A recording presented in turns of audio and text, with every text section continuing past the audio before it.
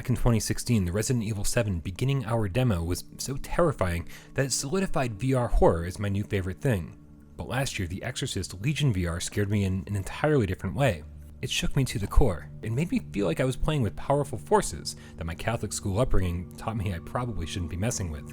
But the Exorcist was also plagued with bugs, which for some gamers persisted even after a series of patches, and retailed at a fairly premium price point for the amount of content delivered.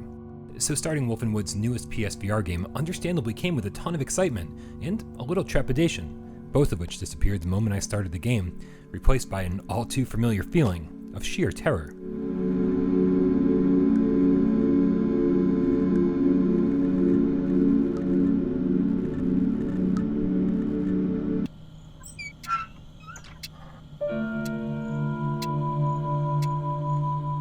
A chair in a room Greenwater certainly follows the Wolfenwood formula to a T, for better or worse. The preferred move controls are initially off-putting, utilizing separate face buttons to walk forward and backward, and no real way to strafe left or right for precise positioning.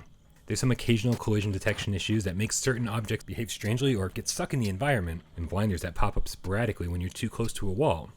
But really, these are minor annoyances that quickly fall by the wayside, because everything else about Greenwater is simply stunning.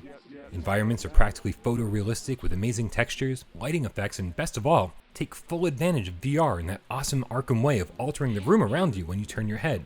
Nothing is scarier or more jarring in VR than when you nonchalantly turn around expecting to see one thing and see something totally different. But for the most part, it wasn't the graphics that had me gritting my teeth and holding my breath. It was the soundtrack, one that I'd put up against pretty much any horror movie ever made, that seemingly instinctively knew how to build and build suspense, often far past what I consider normal, making every single scare in the game feel well deserved.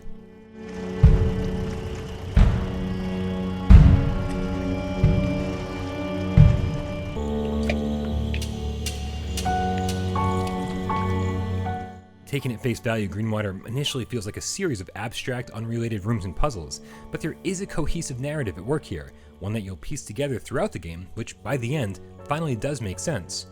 If you stumble through a few of the puzzles and read every scrap of paper like I did, you can probably expect to see the ending around the 3-hour mark. But if you're insistent on rushing through, there's a hint system to help you tackle some of the more difficult segments.